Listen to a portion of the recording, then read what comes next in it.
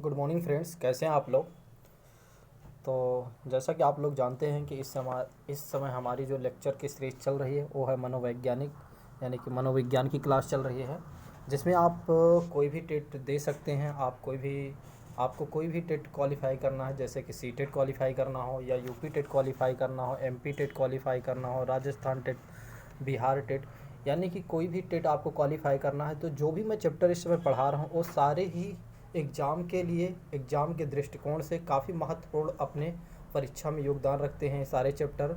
तो आइए जानते हैं, किसी और बात की चर्चा ना करते हुए आज जो हमारा लेक्चर है, सबसे पहले मैं आपको बताना चाहूँगा इस लेक्चर के बारे में।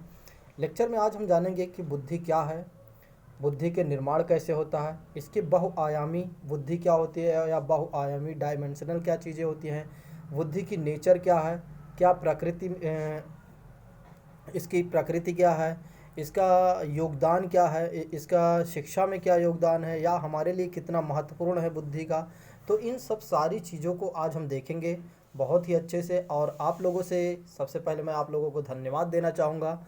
काफ़ी लोगों ने हमारे पहले वाले लेक्चर को देखा, मैं आप लोगों का शुक्रगुजार हूँ। उससे पहले कि मैं आप लोगों से एक बात और भी कहना चाहूँगा कि प्लीज़ वीडियो पर कमेंट करना सीखें, कमेंट करें, लाइक करें ज़रूर। जैसे ही आप पहले क्लास स्टार्ट करें, स्टार्ट क्लास करने से पहले एक बार आप लोग को क्या करना चाहिए, लाइक कर देना चाहिए। और आफ्टर जैसे ही क्लास ख़त्म हो वैसे ही आप क्या कर दिया करो, एक बार कमेंट कर दिया करो, अपना फीडबैक दे दिया करो, एज वेल एज एक बार आप शेयर भी कर दिया करो, क्योंकि आपको कुछ करना नहीं है, बस शेयर ही तो करना है।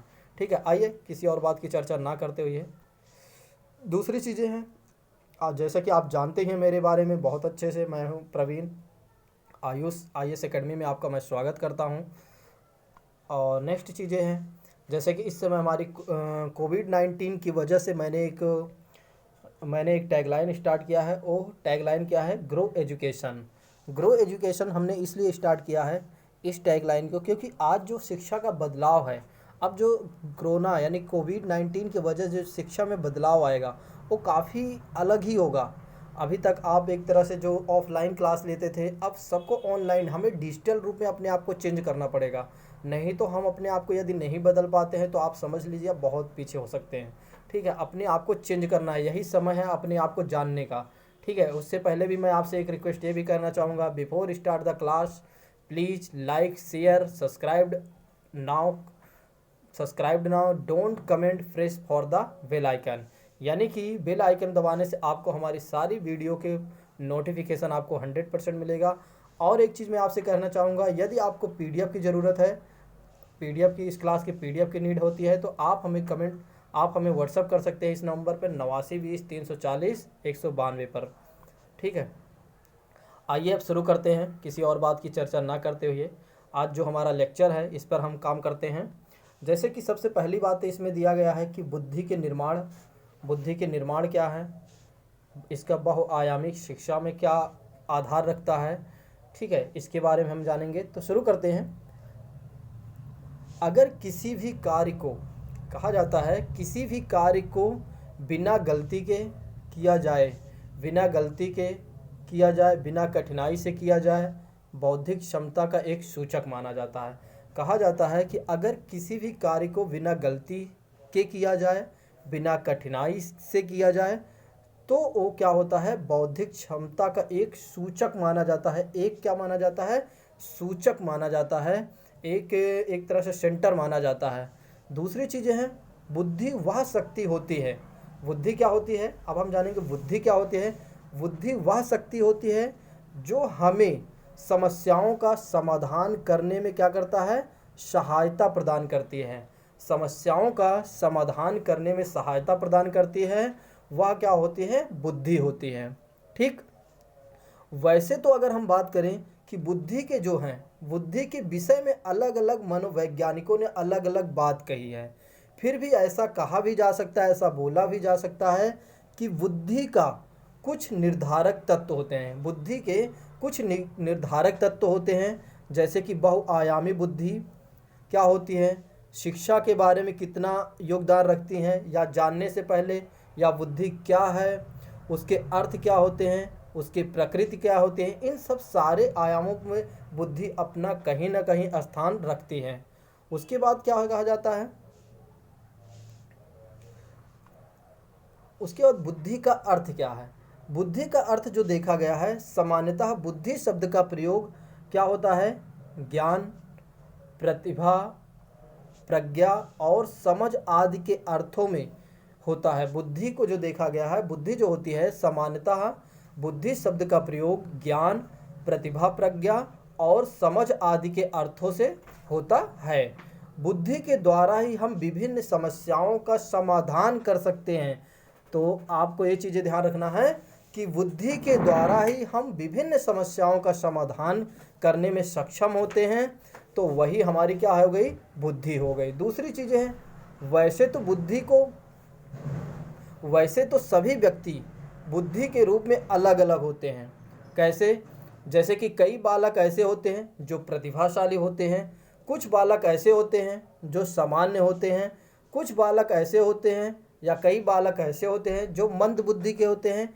इन सभी का कारण आखिर क्या है, जो कई बालक ऐसे होते हैं जो प्रतिभाशाली बालक होते हैं, कई बालक ऐसे होते हैं जो सामान्य बालक होते हैं, कुछ बालक ऐसे होते हैं जो मंद बुद्धि के होते हैं। उसका आखिर कारण क्या है, उसका कारण है एक तो वंशानुक्रम है। पहला कारण ये मिलता है कि वंशानुक्रम, जैसे वंशानुक्रम से क्या तात्पर्य वैसे मैं आगे पढ़ाऊंगा, लेकिन यहाँ पर मैं एक बार डिस्कस करना चाहूँगा। वंशानुक्रम का मतलब ये होता है जैसे माता पिता के जैसे हैं, अगर माता पिता काफ़ी प्रतिभाशाली हैं तो उनके जो बच्चे होंगे वो भी प्रतिभाशाली होंगे। अगर माता पिता के अंदर किसी प्रकार के जेनेटिक यानी कि हेरिडिटी किसी प्रकार की समस्या है, अगर वो मंद बुद्धि के हैं या सामान्य बुद्धि के हैं, तो उसी तरह उनके बालक भी होंगे। दूसरी चीज़ें बात आती है वातावरण की, बात कर लेते हैं। वातावरण क्या होता है कि देखो बुद्धि में क्या होता है, देखो एक वातावरण जो होता है, वातावरण से तात्पर्य होता है हमारी बुद्धि जो है, या हम जैसे किसी चीज़ को वातावरण जिस वातावरण को देखें उसमें अपने आप को समायोजन कर लें, यानी कि अपने उसी के जैसे कि अगर ऐसे कहा जा सकता है कि हम जिस परिस्थिति में हैं उस परिस्थिति के अनुसार अपने आप को बदल लें, ये वातावरण का है। या इसका जो कारण है दोनों हो सकते हैं, कोई एक कारण नहीं हो सकता है कि बुद्धि के जो अलग अलग आयाम होते हैं, जैसे कुछ बालक क्या होते हैं सामान्य बुद्धि के होते हैं, कुछ बालक ऐसे मंद बुद्धि के होते हैं, कुछ बालक ऐसे होते हैं जो प्रतिभाशाली बालक होते हैं। तो इसका एक ही कारण नहीं है कि सिर्फ वंशानुक्रम, इसका एक ही कारण नहीं है केवल देखो वहाँ पर क्वेश्चन कैसे पूछा जा सकता है कि बुद्धि निम्नलिखित प्रश्नों का आप उत्तर दीजिए। कई बालक जो बुद्धिमान प्रतिभाशाली होते हैं, कई बालक ऐसे होते हैं जो सामान्य होते हैं, कुछ बालक ऐसे होते हैं जो मंद बुद्धि के होते हैं। वहाँ क्वेश्चन दे देगा, विकल्प दे देगा, केवल ए सही है, केवल बी सही है, यानी कि केवल वंशानुक्रम सही है, केवल वातावरण सही है, या दोनों सही है। तो आपको क्या लगाना है, दोनों लगाना है कि वंशानुक्रम भी एक कारण है और दूसरा कारण क्या है आपका, वातावरण भी है। ठीक, आइए जानते हैं आगे की बातें क्या कहा जा रहा है। आगे की बातें कहा जा रहा है कि मनोवैज्ञानिकों ने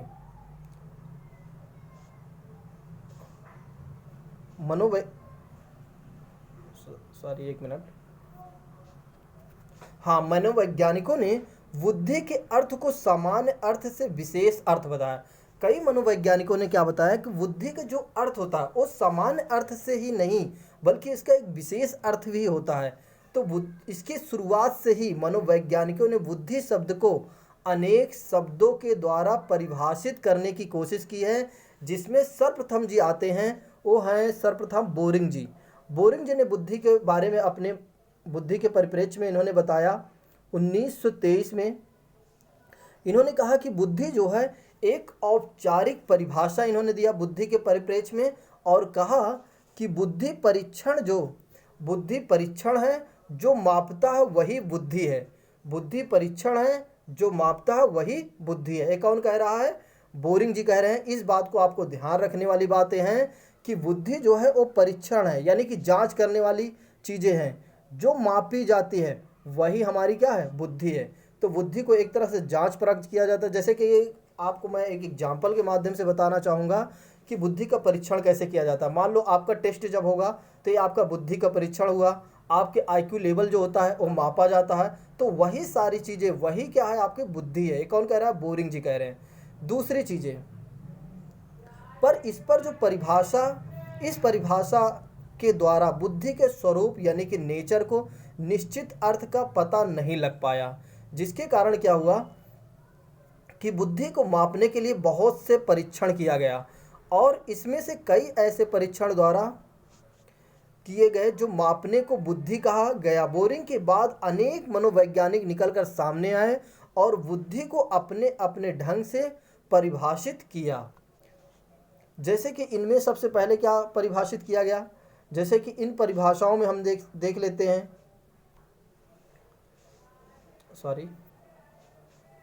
जैसे इन परिभाषाओं को 3 श्रेणी में बांटा गया। पहली चीज़ें क्या कहा गया, एडजस्टमेंट, यानी कि एक तरह से एडजस्टमेंट यानी कि योग्यता की बात की जाती है। योग्यता के रूप में बुद्धि क्या है, इस श्रेणी में उन परिभाषाओं को रखा गया जिसमें बुद्धि का वातावरण के साथ समायोजन करने की क्षमता के आधार को परिभाषित किया। इस प्रकार से जो व्यक्ति जितनी जल्दी सीखता है या जितनी जल्दी वातावरण के साथ समायोजन कर लेता है वह उतना ही तीव्र बुद्धि वाला माना जाता है।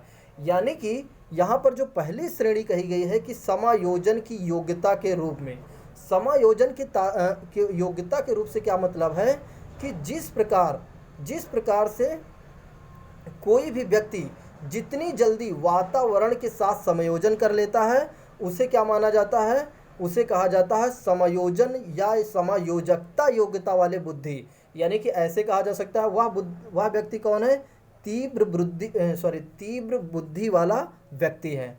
दूसरी चीज़ें एबिलिटी टू लर्न की बात करते हैं। एबिलिटी टू लर्न का से क्या तात्पर्य, सीखने की योग्यता के रूप में। इसमें कहा गया है कि जिस व्यक्ति में सीखने की क्षमता जितनी अधिक होगी उस व्यक्ति में बुद्धि उतनी ही होगी, उस व्यक्ति में बुद्धि भी उतनी ही होगी। यानी कि यहाँ कहा जा सकता है ऐसे बालक या ऐसे व्यक्ति जो किसी चीज़ को जल्दी सीखने में यानी कि बहुत ज़्यादा समय नहीं लेते हैं, बहुत जल्दी सीख लेते हैं, उन्हें कहा जाता है एबिलिटी टू लर्न, यानी कि सीखने की योग्यता कहा जाता है। वह बालक कौन होते हैं, जिनके अंदर काफ़ी अच्छे जल्दी से सीख लेते हैं। दूसरी चीज़ें कहा जाता है as an ability to abstract and thinking, अमूर्त चिंतन की योग्यता के रूप में। अमूर्त चिंतन की योग्यता से क्या तात्पर्य है कि जैसे अमूर्त मतलब जो चीज़ें हम महसूस कर सकते हैं यानी कि देख नहीं सकते हैं। इसमें क्या होता है कि जिस व्यक्ति में अमूर्त चिंतन की योग्यता जितनी अधिक होती है उस व्यक्ति में बुद्धि भी उतनी अधिक होती।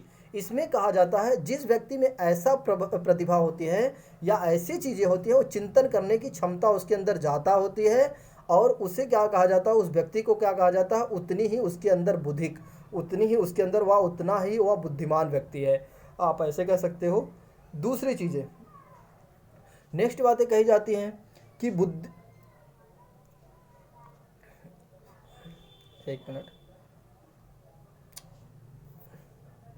बाद में ज़्यादातर मनोवैज्ञानिकों ने अलग अलग या 3 श्रेणियों को परिभाषाओं के एक सामान्य दोष दिया, कॉमन डिफेक्ट। वह है प्रत्येक श्रेणी की परिभाषाओं को, यानी कि एक तरह से सभी जो वैज्ञानिक थे अपनी अपनी बातें कहा और अपनी बातों में जो कि यहाँ पर है एक तरह से यहाँ पर कहा जाता है, क्या कहा जाता है कि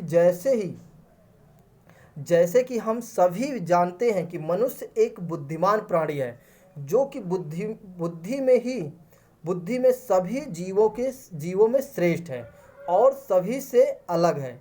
इसलिए बुद्धि वह शक्ति है जिसकी मदद से सभी समस्याओं को हल करने में सहायता मिलती है। यानी कि यहाँ पर कहा जा रहा है कई मनोवैज्ञानिक आए और इन्होंने अपनी अपनी परिभाषा के अनुसार कहा कि जैसे कि मनुष्य, हमें पता है कि मनुष्य एक ऐसा प्राणी होता है जिसके पास सभी जीवों में सर्वश्रेष्ठ बुद्धि होती है और बल्कि अलग अलग होते हैं, लेकिन सारे मानव एक जैसे नहीं होते, ये तो मैंने आपको बता ही दिया है।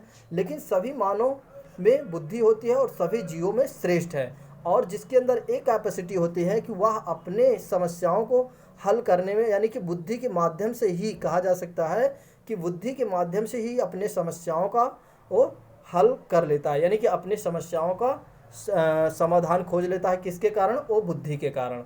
नेक्स्ट बातें आती हैं, जैसे बिनेट जी आते हैं। बिनेट जी ने बताया कि जो मनुष्य समस्याओं को समझना और तर्क के आधार पर किसी महत्वपूर्ण निर्णय पर पहुंचना बुद्धि की आवश्यक प्रक्रिया है। ये कहते हैं समस्याओं को समझना, यानी कि जो बुद्धिमान व्यक्ति वो होता है या बुद्धि वो होती है जो समस्याओं को समझ सके, तर्क के आधार पर किसी प्रकार के महत्वपूर्ण निर्णय को ले सके या महत्वपूर्ण निर्णय पर पहुंच सके। वो क्या होते हैं? बुद्धि की आवश्यक क्रियाएं होती हैं, क्योंकि बिना बुद्धि के ना ही हम समस्याओं का समाधान कर सकते हैं, ना ही हम किसी पर तर्क कर सकते हैं और ना ही किसी प्रकार का हम निर्णय ले सकते हैं।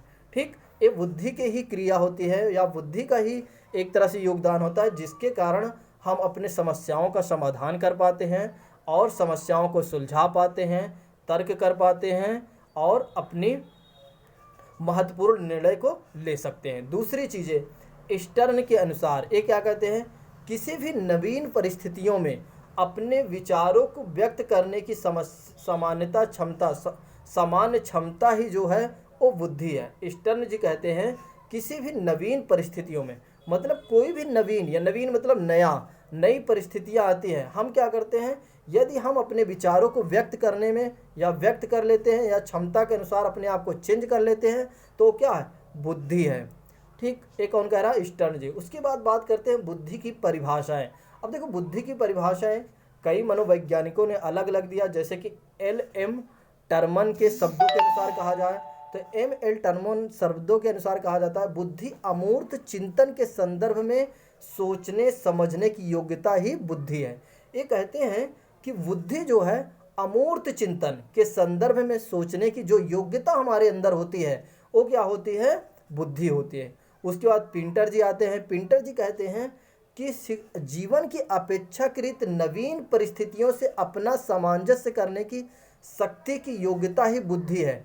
देखो, किसी भी प्रकार की समस्या हो उसमें हम क्या कर सकते हैं? अपने आप को, या नवीन जो कोई भी परिस्थिति आती है उसमें अपने आप को यदि हम समायोजन कर लेते हैं तो वही योग्यता जो हमारी होती है वह क्या होती है? बुद्धि होती है।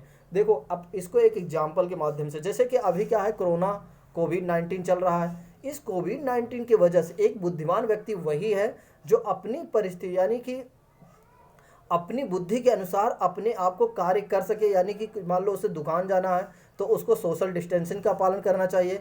वही बुद्धिमान व्यक्ति वही है जो एक तरह से सारे नियमों कानूनों का पालन करे। वो हमारी क्या है? वही हमारी योग्यता ही, जो हमारी योग्यता है वो हमारी बुद्धि है। उसके बाद रॉस जी आते हैं। रॉस जी ने बताया कि बुद्धि जो होती है नई परिस्थिति में सचेत अनुकूलन है।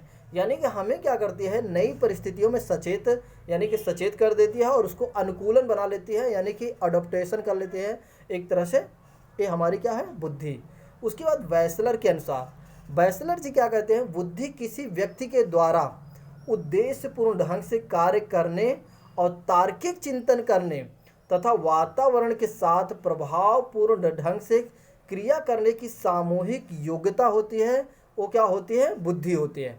अब बुद्धि के 3 पक्ष होते हैं। पहली चीज़ें इन्होंने कहा कि कार्यात्मक बुद्धि। कार्यात्मक बुद्धि का मतलब क्या हो जाता है? जैसे हम किसी कार्य को करते हैं वो हमारी कार्यात्मक बुद्धि हो जाती है। संरचनात्मक और वातावरण, हम किसी चीज़ को बनाते हैं यानी कि रचना करते हैं, वो क्या हो जाती है? जैसे हम आर्ट बनाते हैं, हमारे अंदर कला करने की शक्ति है। वातावरण कुछ ऐसे नया इनोवेशन करने की हमारे अंदर कैपेसिटी है, तो ये भी हमारी बुद्धि के आयाम है। तीसरी चीज़ें आ जाती हैं क्रियात्मक तथा वंशानुक्रम। कोई हम काम करते हैं जो हमारे वंशानुक्रम में भले ही वो चीज़ें कम हैं, लेकिन हम अपने एक तरह से पोषण के तहत अपने बुद्धि की क्षमता को बढ़ा सकते हैं। ये भी हमारे बुद्धि के अंतर्गत आती है। दूसरी चीज़ें, वुडवर्थ जी क्या कहते हैं कि बुद्धि क्षमता ग्रहण करने की क्षमता होती है। बुद्धि क्षमता जो होती है वो ग्रहण करने की क्षमता होती है, यानी कि कोई भी चीज़ें होती हैं यदि हम अपने आप को उस चीज़ों को हम ग्रहण कर लेते हैं तो हम वही बुद्धिमान है या वही बुद्धि की क्षमता है। ठीक है, जैसे कि कई लोग ऐसे होते हैं, जैसे कोई समस्या आती है, उस समस्या का समाधान करने के बजाय वो बहुत ज़्यादा परेशान होते हैं, तो वह बुद्धिमान व्यक्ति नहीं है। बुद्धिमान वह व्यक्ति होता है जो समस्याओं का समाधान कर सके, और उस समस्याओं को बिना उलझे ही समस्याओं का समाधान करना ही हमारे बुद्धि की क्षमता दिखाती है। दूसरी चीज़ें, पियाजे जी क्या कहते हैं? जो वृद्धि बौद्धिक होती है, वृद्धि भौतिक जो होता है सामाजिक वातावरण का अनुकूलन होता है। हमारी जो बुद्धि होती है वो भौतिक रूप से बढ़ने यानी कि उनमें वृद्धि करना, सामाजिक रूप से जैसे समाज में हम रहकर क्या करते हैं अपने बुद्धि का विकास करता है, वो हमारी क्या है बुद्धि है। ठीक, नेक्स्ट बातें आते हैं स्पीयरमैन जी ने बताया कि बुद्धि को औचित्यपूर्ण चिंतन करना, बुद्धि वही है जो औचित्यपूर्ण यानी कि व्यर्थ में ना सोचना, जो चीज़ें को चिंतन किया जाए वो चिंतन सही होना चाहिए, वो चिंतन सही होना चाहिए, ना कि एक तरह से वो अलग हो। ठीक, नेक्स्ट बात है बुद्धि को निर्धारित करने वाले तत्व कौन कौन से हैं। अब ऐसे कौन से तत्व हैं जो बुद्धि को निर्धारित करते हैं, ऐसे कौन कौन से तत्व हैं जो बुद्धि को निर्धारित करते हैं। जैसे कि वंशानुक्रम, मैंने आपको बता भी दिया है कि वंशानुक्रम जो होता है बुद्धि के निर्धारित करने वाले तत्व हैं। दूसरी चीज़ें हैं वातावरण, मैंने आपको बता दिया है पहले, वातावरण भी बुद्धि के निर्धारित करने वाले ऐसे तत्व हैं। दूसरी चीज़ें ये दोनों जो अंतःक्रिया होती है, जब वंशानुक्रम तथा वातावरण दोनों की अंतःक्रिया जो होती है वो बुद्धि के निर्धारित करने वाले कारक होते हैं। ठीक, नेक्स्ट बात है बुद्धि के प्रकार की बात कर लेते हैं, टाइप्स ऑफ इंटेलिजेंस की बात कर लेते हैं कि अमूर्त बुद्धि क्या होती है, ठोस बुद्धि क्या होती है, सामाजिक बुद्धि क्या होती है। तो बुद्धि के 3 प्रकार हैं, इस बात को ध्यान रखना है, अमूर्त बुद्धि, ठोस बुद्धि, सामाजिक बुद्धि।